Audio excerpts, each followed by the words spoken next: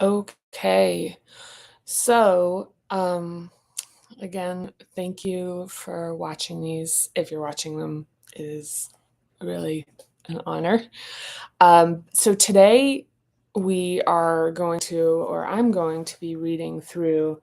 I was just thinking about this before I turned this on, which is this is the first time that I've read aloud because now we're page 69. Um,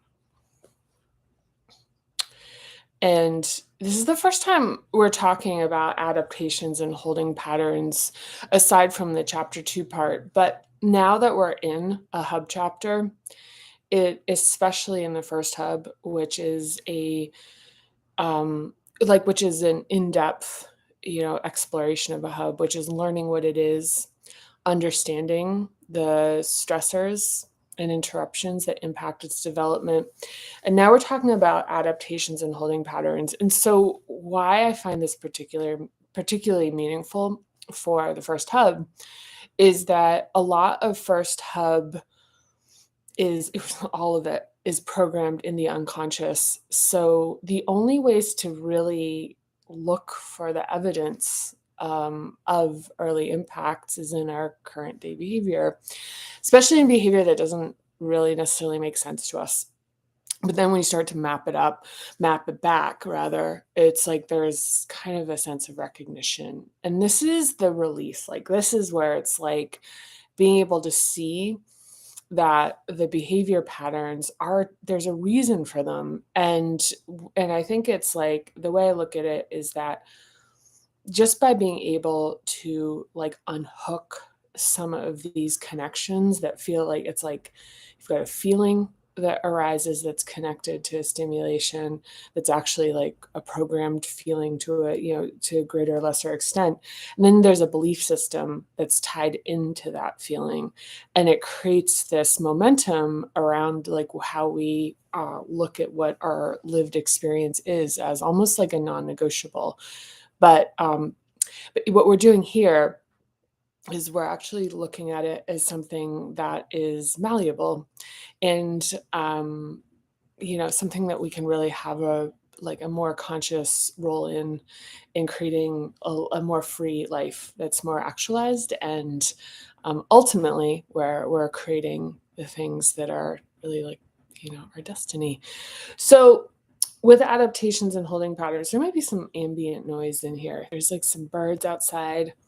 You can hear some plates in the dishwasher in the distance, and maybe my cat will even make a noise at some point. But I'm going to read from Adaptations and Holding Patterns, and I'm particularly excited right now because this is getting into adaptations. This like how the behavior like shows up in day-to-day life, and then getting into the techniques and exercises, which is particularly meaningful in this. And I think they'll be really fun to do like this because I've been missing, like, one of the things I think about reading this cover to cover is that is it's like it's pieces of it rather than kind of a holistic experience, which I honestly think is like a helpful insight as I'm developing modules for people to practice this in a way that's easy, is realizing that as compartments, it's like a bit more fragmented. But anyway, here we go. So I will read here. So we're page 69 if you're following along in the book. Starting with adaptations and holding patterns. So adaptations and holding patterns shape our physiology, worldview, and personal beliefs. The effects from our earliest childhood experiences inform how we perceive teenage and adult experiences. We are born with an innate inclination, then our adaptations vary depending on several factors, including the amount of length and development we had at the time including the amount of strength and development we had at the time when the initial interrupting or stressing events occurred. Although the resulting behavior patterns of adaptations tend to get moralized, Zen meditation teacher Sherry Huber writes in There's Nothing Wrong with You, Going Beyond Self-Hate, that what happened to you, not who you are, makes you angry, fearful, greedy, mean, anxious, etc. Our adaptations and holding patterns are survival strategies. So, sensory motor development in children has been a long-standing area of focus for developmental psychologists and biologists. The simultaneous development of the psyche and the body of a child form lasting behavior patterns. See Chapter 2. The Body Dynamics Institute, a school of somatic developmental psychology, studies this link and theorizes that our patterns form relative to when interruptions happen during our development. Using grasping as an example, if a baby has a toy consistently snatched away in the early development of its grasping musculature, when it's most weak, the baby may learn that grasping is pointless and that there's no point in trying. Therefore, the baby gets less development in the associated musculature, a shrinking adaptation. Or perhaps, later in its development, a parent may decide the child has become too old for a toy. But now, when the parent attempts to take the toy away, the child has the strength to tighten its grip. If this happens consistently, it may develop an overdevelopment of the grasping musculature, an increased intensity in the physiology and psychology of grasping, inflating adaptation. A pattern is created, and instead of the dynamic ability to hold on or to let go, depending on the situation, there's a reflexive response pattern of either giving up without a fight or holding on whenever there's a real or imagined challenge or threat. These are holding patterns that carry into adulthood. But by this theory, we can consider that early interruption in a hub's development leads to shrinking adaptations, while interruptions occurring later in the development lead to inflating adaptations. So in the first hub, when we experience insecurity at work, a physical illness or injury, a money problem, or any issue related to the security in our home, we may find ourselves leaning into our dominant pattern of first hub adaptation by either diminishing our needs, shrinking, or overemphasizing, inflating, or both in some cases. When we're under relatively mild stress in a hub, our adaptations tend to, when we're under even relatively mild, let's try that again. Oh my God.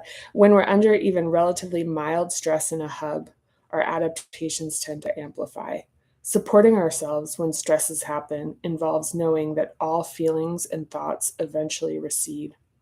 Regardless of how overwhelming they feel in the moment, a mixture of acceptance that this too shall pass, balanced with the techniques and exercises below, and see Chapter 5, helps us weather life's turbulences and manage the amplification of adaptation behavior patterns.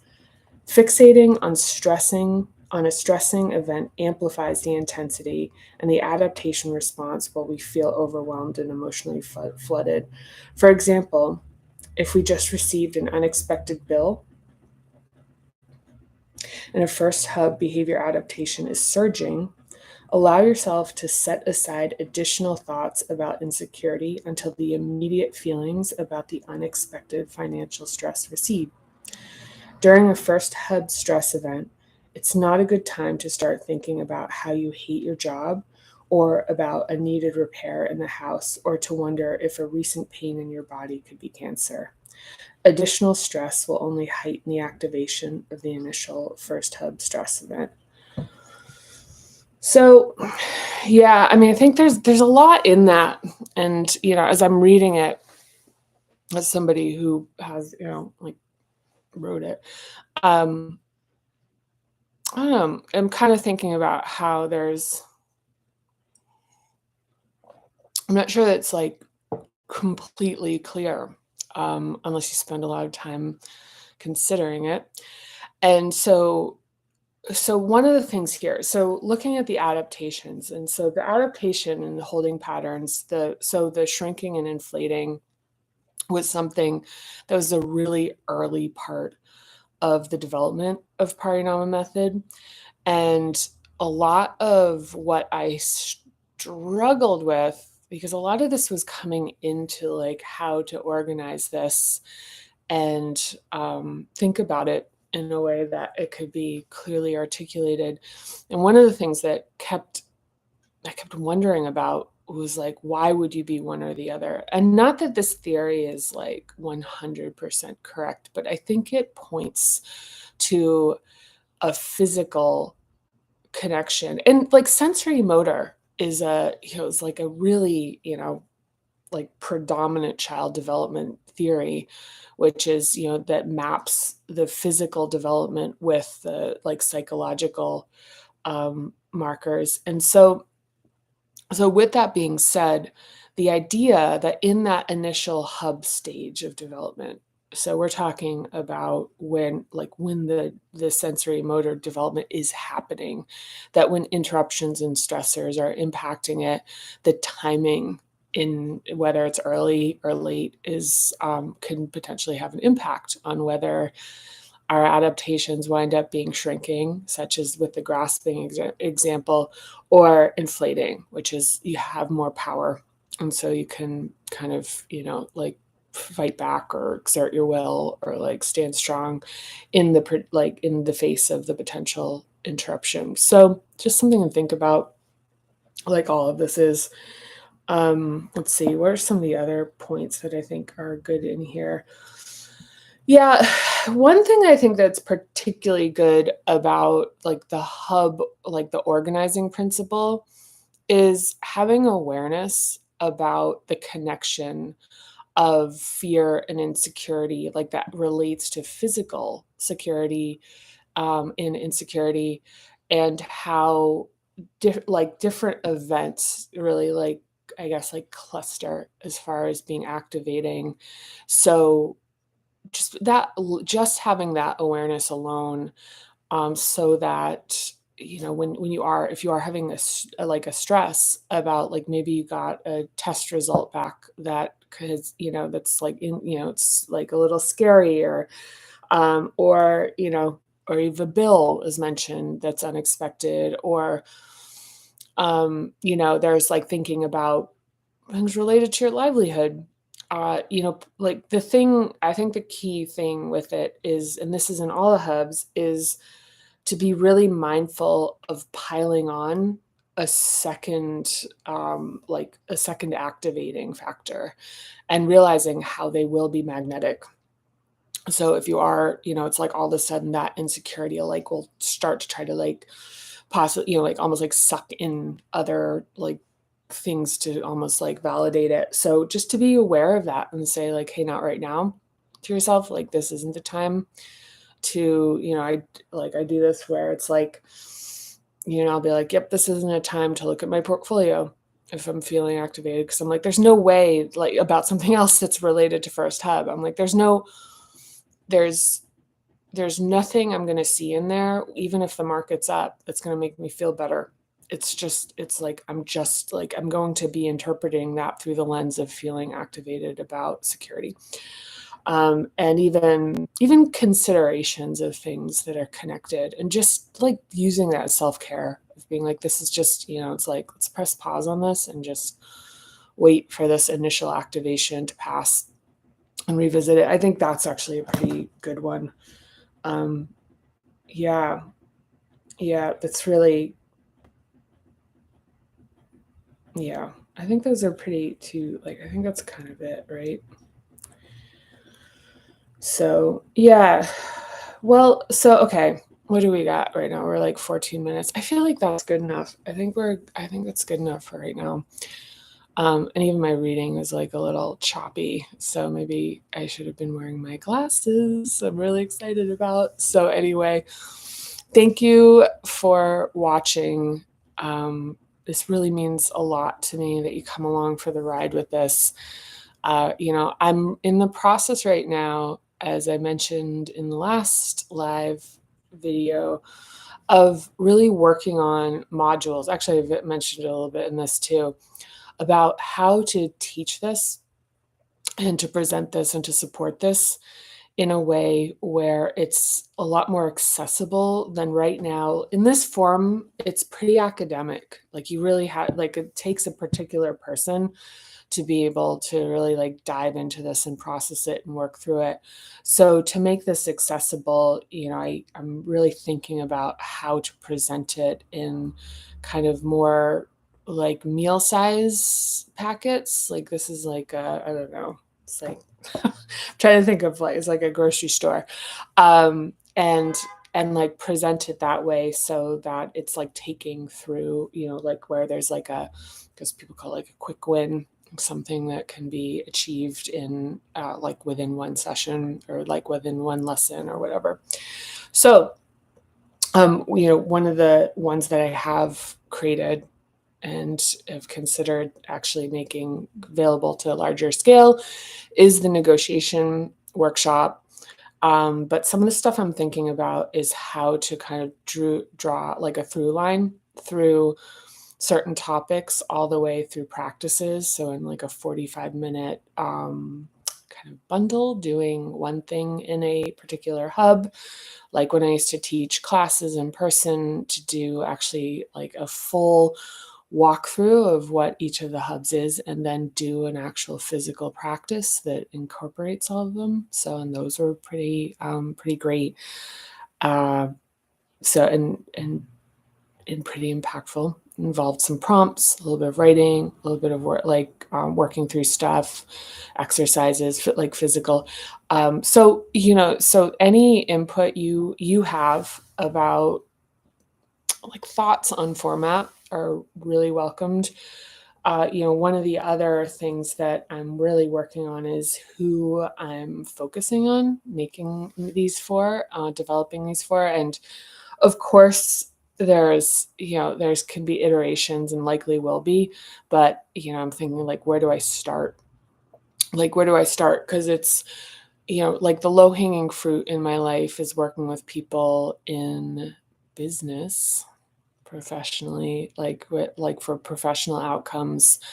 And so like that's top of mind, but I also really want to consider I'm saying I'm a lot, huh?